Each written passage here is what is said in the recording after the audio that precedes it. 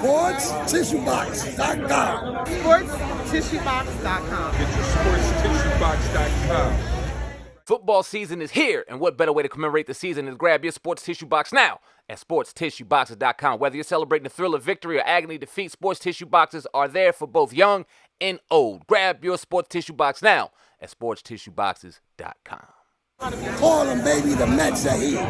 Right here for you. Thought it was a dope conversation. The question was NWA part of the agenda to destroy conscious rap, which was growing in popularity at the time, and promote sex violence and gangster behavior amongst the youth? Ice Cube's response was no.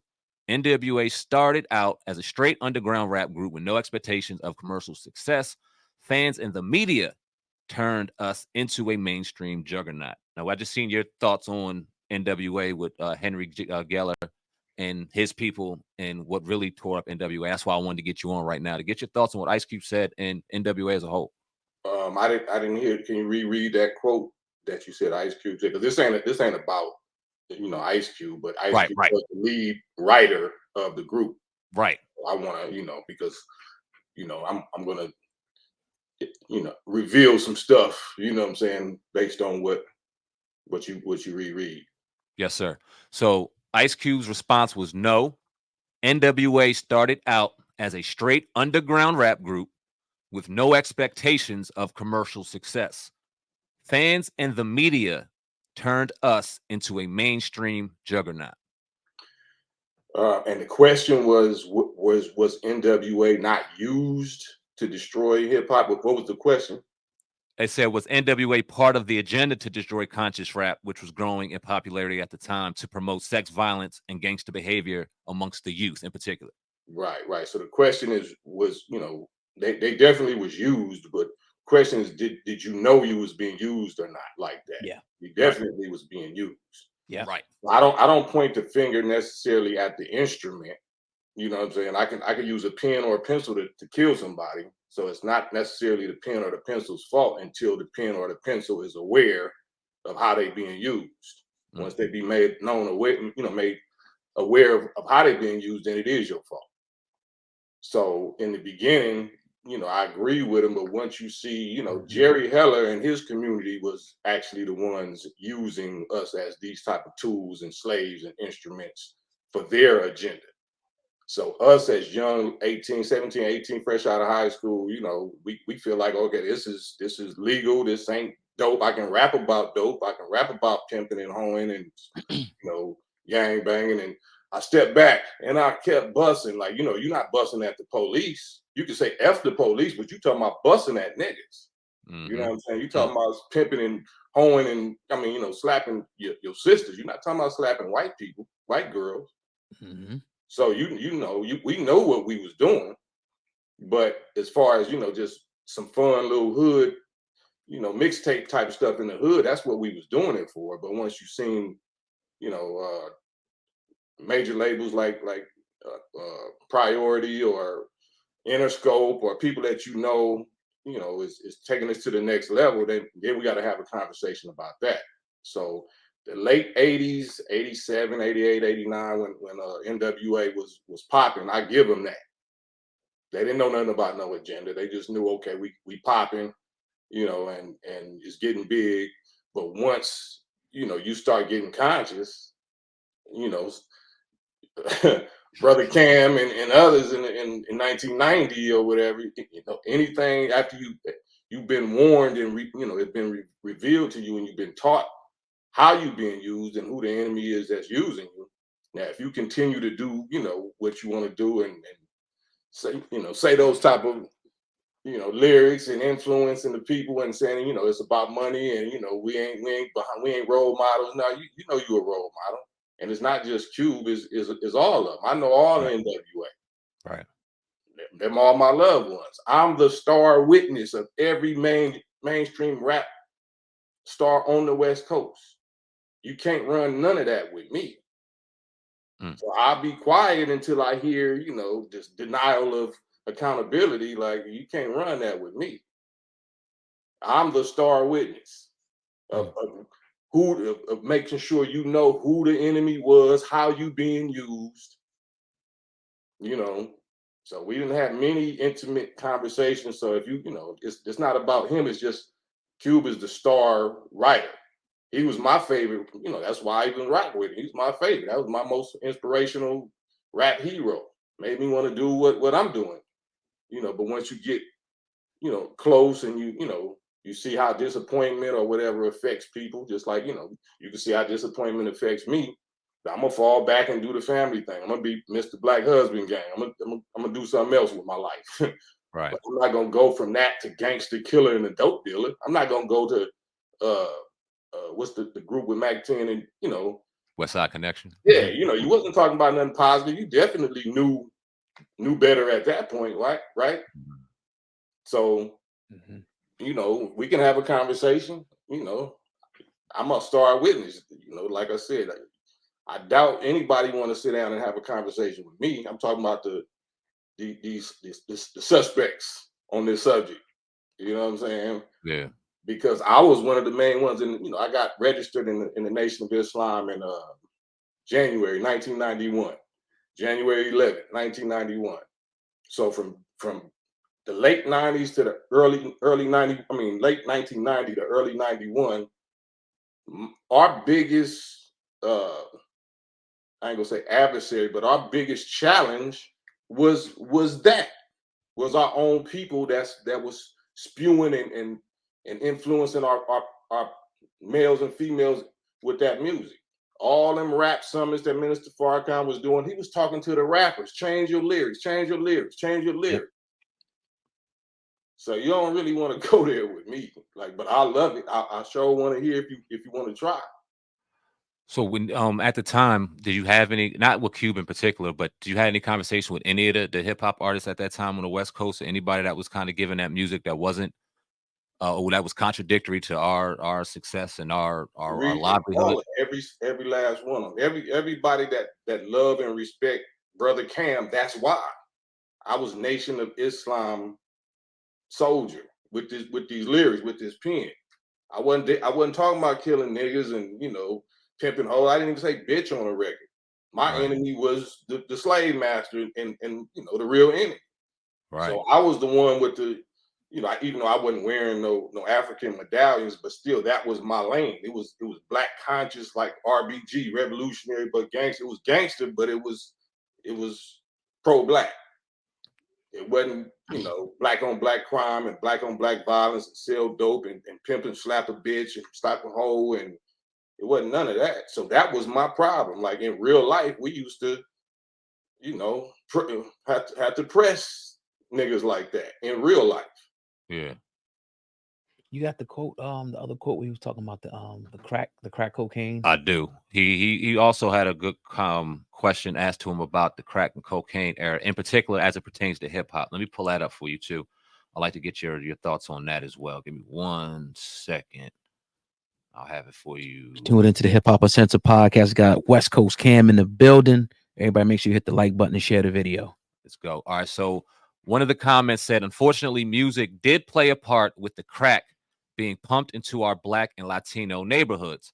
Ice Cube response was bullshit.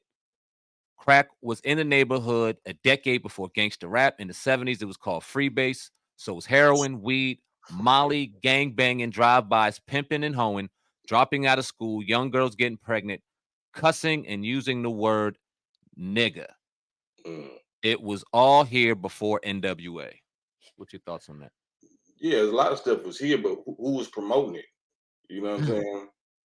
You know, this ain't about what was here. This is about what we popularized, what we glamorized, what we glorified, and what we know we being used to do. Like, if you don't want your brother or your on crack, you don't want your sister getting hold, you don't want your mama getting hold. Why would you be promoting it like that? Like, it's cool because if you promoting, okay, I'm selling kilos, okay, that's how niggas getting money right now, but that means you're selling poison to your own people. Strawberry is the neighborhood hoe. Like, okay, that's cool, but that's still your little sister. That's still my little sister, right? So I ain't gonna smoke you over my sister. I don't care if she or whatever. Like, I'm just gonna let you disrespect my mom's because she on crack.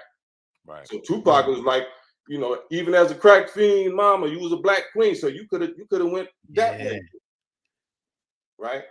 So for you to talk about bullshit, like nah, you on the bullshit if that's what you're saying. You know what I'm saying? But like I said, you know, y'all wanna wake up the lion. Y'all want the lion to roar, then that's what we gonna do. Are you real quick? Are you in a certain place where they say you're related to Ice Cube? Is that true or no? No, that was a typo or a Okay. misprint. Somebody was confusing me with Dale from Oh, okay. Dale the Funky Homo Sapien. That's Ice Cube. Word. Now, why do you think? Because Cube's not stupid, and I think Cube is genuine. We don't know him. Damn sure don't know him as well as you. Genuine in caring about black people and caring about the betterment of black people, but it also seems like he's not taking 100% accountability in his role, whether he wanted it to be or not, with some of the messaging involved. Eventually, when it came to mainstream popularity, with some of the things that NWA's influence had, would that be fair to say? And why do you think that is, if it is? I personally have never heard Q. Like I said, you're the one asking me these questions about Yes, Q. sir. Yes, sir. So it's not me bringing it up. So everybody that's gonna see it, man, you always Q. No, No, I my asked you. brother and them is asking me about Q Yes. Yep. because they know I got an intimate, you know, detailed relationship and knowledge, and you know, with my brother. So what was the question again? I was asking because it seems from our viewpoint, I would not. I would say Ice Cube genuinely cares about black people. He cares about the betterment of Right, black people. This is why he's having these conversations with the people. But it also, in his answers, seems right. as like he's kind of deflecting I have accountability just a never little heard. bit in his role. I have never heard him take accountability for his negative influence or his role that you know knowingly has the influence of a whole generation of black people in the 90s and the 2000s and globally. I can't really speak on how he affected the youth globally, but you know, our youth in our generation, our era, I have never heard him say, you know, I apologize or I'm sorry for calling women bitches, or I'm, you know, it's always with some women are bitches or some, you know, crack was Mm. already here and all this type of stuff, right? As though you didn't perpetuate it, as though you didn't help fan the flames, as though you didn't know niggas was doing drive-bys or gang banging to your music. Mm. So you know you knew it, especially when you got with me. Once we got together on the death certificate, that people say that's his best album, most conscious album. You know what I'm saying? That's with it was a good today was a good day. All of that. That was you know the most positively influential album. But then you know that shows that you knew better. That shows how that you knew how to do the right thing with you know with your lyrics and with your influence musically as a rap artist. Why not keep it up? It wasn't selling. Also, is it, you know, the bottom line, is it this above, you know, the condition of our people? Like, what is it? Like I said, I never personally heard. I heard Snoop take accountability. I heard damn near every other, you know, rap, you know, person like, yeah, I just, you know, I feel bad because I know I was used, I was this and this and that. I never heard Cube take accountability. Maybe he did, maybe he didn't. I never heard it. Mm. I think that's because, you know, personally is you know a aspect of pride, you know, and it's an aspect of fear because if you take accountability, then you're responsible for some type of uh, you know restitution or some type of whatever. You know, I'm not interested in that. I'm just Right. interested. Some people just want you to apologize.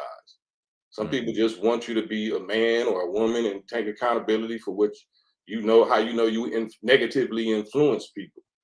Yeah. But if you say, "Well, I ain't supposed to raise your children," oh well, you know we a whole nation of orphans, mentally dead parents. You know Mm. we are the product of 400 and something years of slavery, suffering, death, mental death.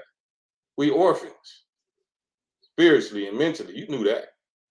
Mm. But you know, I would love to sit down with bro. I doubt if he ever do it. You know, I'll tone it all the way down, whatever feelings or whatever passion I got. we can actually have a conversation just like calm. Like, so do you not, how do you feel? Do you feel actually like you might have negatively influenced it? I would love to hear that. I would love to participate in that. Yeah. Right. Did you have some type of falling out or you had to stop talking? A little of both, but that was a long time ago. And Yeah. Yeah. that really, I know my brother. It's just like I got biological brothers that I don't even talk to. So it's Right. not, Right. nothing about. I'm a man of principle. You know what I'm saying? Okay. So if if you're doing your thing, just don't step on our toes of us trying to wake up and clean up our people. But if I see you using your influence to do that, then we're gonna have to have a conversation. Or if we can't have a conversation, then I'm gonna have to use my platform like you use yours. Yeah. So it'll become a case of David and Goliath, and you know how that story went. Yes, sir. West Coast Cam on the Hip Hop Essential Podcast. Hey, bro, we definitely appreciate you. I texted you 2 minutes before you came on, and you were right here, man. Much Yeah. love. Definitely appreciate you. Let the people know real quick where they can find you, where they can keep listening to what you got going on, brother. You can find me on social media, West Coast Cam, at everything, Instagram, Instagram, Facebook, YouTube. What else is going on? I got a new project that we're gonna be dropping with Battle Cat, me and Battle Cat. We don't got a name for this. We got a whole album, but the single that we got to drop called Positivity. Speaking of positivity, meaning being tough ain't negative. Being tough and being gangster and a warrior, it ain't about, anti your own people. Like, positivity means really embracing, your own people, and pardoning and forgiving, but taking accountability. Is people can't necessarily be pardoned or forgiven if they're not going to take accountability for what they know they did. So Yeah. I spend the majority of my life, offering olive branches to people that did me wrong, did me dirty. You know what I'm saying? But God bless me, like I said, with being a black husband, a black, wife, family. That's my bag, that's my wealth. That's what makes me be able to come out here and deal with the adversaries of my own people. Don't nothing hurt worse than being betrayed by your own people. You know what I'm saying? Especially if you give your life, especially, a person like me following Farrakhan, he engaged 70 years of his life. I done gave about 32 years of my life. I'm talking about poor righteous teaching. Righteous teaching. You know what I'm saying? Right. So to see, some of our people still at it and not wanting to take accountability, that hurts. But I can put my little feelings in the back seat and we'll have a real intelligent conversation. But yeah, you can find me on West Coast Cam, and a salute to y'all as always, and salute to Special Ed. I'm here. I'm riding with Ed. You know what I'm saying, on what he said. He wasn't trying to make it an East Coast, West Coast thing. He was saying a fact, and I say the same thing. I loved hip hop. I loved rap. Right. And I loved NWA. I love Ice-T. I love Mixmaster Spade and Toddy T. And, I love DJ Quick. Love Snoop. But I saw, and they know how they was being used by the Jerry Heller community, the small hat community. So if you're trying to deny that, then I got a problem with you. That is what it is. West Coast Cam on the Hip Hop Essential Podcast. Always appreciate you, brother. As always, salute. Thank y'all. Peace. All right, peace. Thank you. Thank you.